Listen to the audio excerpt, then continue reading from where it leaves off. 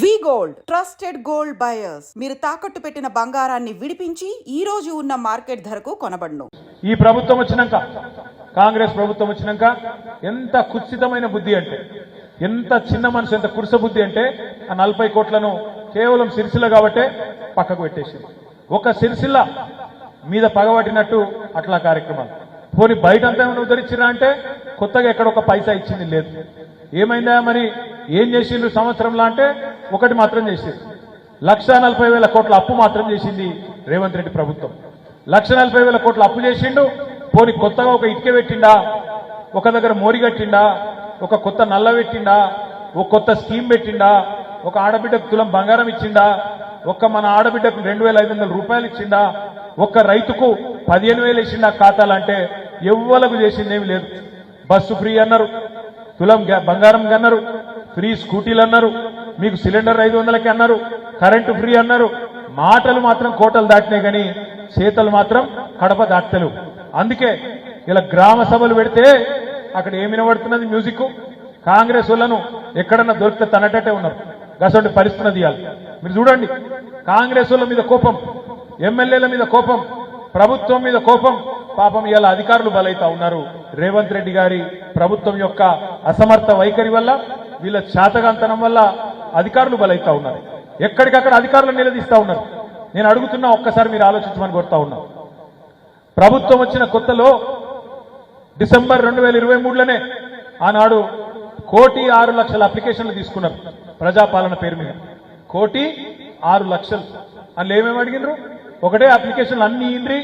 ఎవరికి రేషన్ కార్డులు కావాలి, ఎవరికి పెన్షన్లు కావాలి, ఎవరికి రైతు భరోసా కావాలి, ఎవరికి నెలకు 2,500 కావాలి, ఎవరికి సిలిండర్ కావాలి, ఎవరికి కరెంటు ఫ్రీ కావాలి, అన్ని రాయిండ్రి మాకు ఇయ్యండ్రి అన్నారు. ఇది ఎప్పుడు? డిసెంబర్ 2023లో ప్రజాపాలన అన్నారు. 1,06,00,000 దరఖాస్తులు తీసుకున్నారు. తీసుకొని మరి సంవత్సరం దాటిపోయింది. ఏమైందా మళ్ళా అంటే మళ్ళా దరఖాస్తు పెట్టుడు అంటారు. దేనికి మళ్ళా దరఖాస్తు? ఇందిరా మిల్లుకు పెట్టు, కుల గణన అని చెప్పి మళ్ళా ఇంటికి సర్వే. ఇలా ఎవడన్నా బతుకుతున్నా ఈ ప్రభుత్వంలో అంటే ఒక జిరాక్స్ షాపులకు మాత్రం గిరాకీ బాగున్నది. ఏడబడతాడు జిరాక్స్ షాపులలో మాత్రం తీసిందే తీసుడు, ఇచ్చిందే ఇచ్చుడు. ఒక్క పని సంవత్సరం దాటిపోయింది, 14 నెలలు పడ్డది. ఒక్క పని అయిందా? ఏదన్నా ఒకటి డైలాగులు పెట్టినంత అల్కగనా? డైలాగులు ఏమైనా మస్తుగా చెప్పచ్చు. లాగుల తొండలు ఇడుస్తా, మెడల పేగులు వేసుకుంటా, గుడ్లు వీకి గోటీలు ఆడతా, డైలాగులు మాకు కూడా వస్తాయి. డైలాగులు కొట్టినంత ఈజీ కాదు పని చేస్తుంది. ఇప్పుడు పని చేస్తే ఇప్పుడు తెలుస్తుంది మోస్టోన్కి ఎంత కష్టం ఉంటుందో, ఒక ప్రభుత్వాన్ని నడుపుడంటే ఎంత కష్టమో ఇప్పుడు తెలుస్తుంది రేవంత్ రెడ్డికి, కాంగ్రెస్ పార్టీ వాళ్ళకి. నేను కాంగ్రెస్ పార్టీ నాయకులను నేను ఒకటే కోరుతా ఉన్నా, ఇంకా ఎలక్షన్లు 4 ఏళ్ళు ఉన్నాయి, ఇంకా 4 ఏళ్ళు ఉన్నాయి అసెంబ్లీ ఎన్నికలు. తొందర ఏం లేదు, పని చేయండి, పని మీద దృష్టి పెట్టుని. ఇప్పటికన్నా కొద్దిగా ఒళ్ళు వంచుని. ఎంతసేపు కేసులు ఎట్లా పెట్టాలి, ఎవరిని జైలుకి ఎట్టు పంపాలి, ఎవరిని ఏం చేయాలి, ఇదే చిల్లర ఆలోచన తప్ప ప్రజలకు మంచి చేసే ఆలోచన లేదు. ప్రజలకు ఇచ్చిన హామీలు నిలబెట్టుకునే సోయి అంతకంటే కూడా లేదు. దృష్టి దాని మీద పెట్టుర్రి.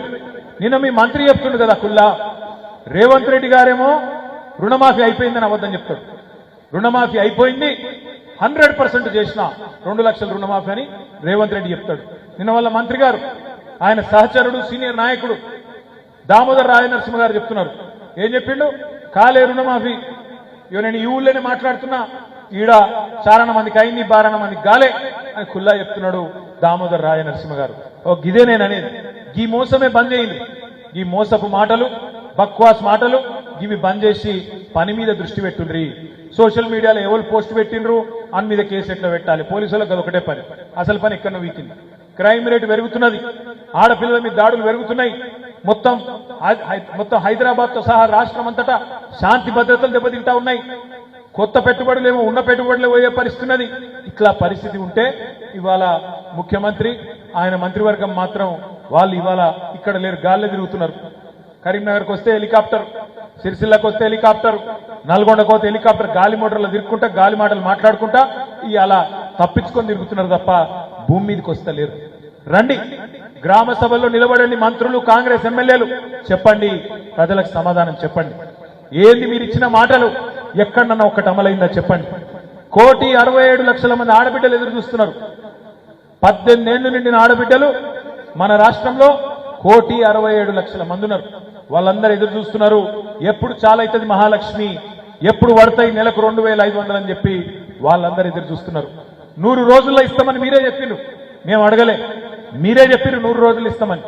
మరి 100 రోజులు కాదు, ఇప్పుడు 400 రోజులు అయింది, 400 రోజులు దాటిపోయింది.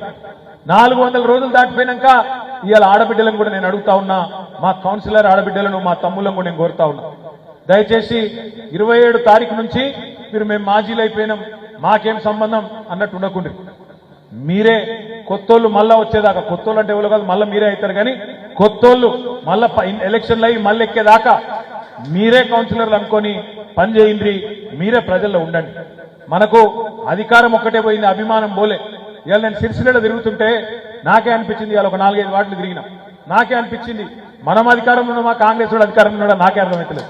ఎందుకంటే ఎక్కడ పోయినా సరే పోలీసులు రాకపోవచ్చు, అధికారులు నకరాలు చేయొచ్చు, కానీ ఎక్కడ పోయినా ప్రజల్లో మాత్రం అభిమానం మాత్రం కేసీఆర్ గారంటే చెక్కు చెదరలేదు. పోయింది అధికారం మాత్రమే, అభిమానం కాదు. పోయింది అధికారం మాత్రమే, పోరాట పటిమ కాదు. మనకు కూడా మంచి జరుగుతున్నది, ఇవాళ ప్రజలకు కూడా మంచి జరుగుతున్నది. ఎవరు ఏందో ప్రజలకు కూడా బేరీజు వేసుకునే అవకాశం, ఒకసారి పోల్చుకునే అవకాశం ప్రజలకు కూడా దొరికింది. ఎందుకంటే అప్పుడప్పుడు గాడిదలను చూస్తేనే గుర్రాల విలువ కూడా తెలుస్తుంది, చీకట్లు చూస్తేనే వెలుగు విలువ కూడా అప్పుడప్పుడు తెలుస్తుంది. కాబట్టి మంచి జరుగుతున్నది, మనం బాధపడేది ఏం లేదు. అందరూ నేను ఇక్కడ ఇవాళ కలిసిన మన కల్లూరి మధు లతా వాళ్ళ వార్డులో కలిసిన, దారుల సందీప్ కీర్తన వార్డుకు పోయినా, అదేవిధంగా తమ్ముడు ఎల్లం వాళ్ళ వార్డుకు పోయినా, అక్కడ కూడా ఎక్కడ పోయినా, రగుడు పోయినా, ఇంకెక్కడ పోయినా, తారక రామనగర్ కూడా పోయినా, పెద్దూరు సత్యనారాయణ గారి వార్డు కూడా పోయినా, ఎక్కడ పోయినా ప్రజల మూడు మాత్రం చాలా స్పష్టంగా ఉంది. మళ్ళా ఎలక్షన్లు ఎప్పుడు వస్తాయా, ఎప్పుడు వీళ్ళ సంగతి చూద్దామా అన్నట్టు లోపల గట్టిగానే ఉన్నారు. సరే పైకిగా అధికార పార్టీ కాబట్టి ఏమనకుండా అట్లా ఉండొచ్చు, కానీ లోపల మాత్రం గట్టిగానే ఉన్నారు. నేను మిమ్మల్ని కోరేది ఏంటి అంటే, పల్లె ప్రగతి పట్టణ ప్రగతి ద్వారా మనం కార్మికులను కూడా కడుపులో పెట్టుకొని చూసుకున్నాం. నెల నెల జీతాలు ఇచ్చినాం సఫాయి కార్మికులకు కూడా.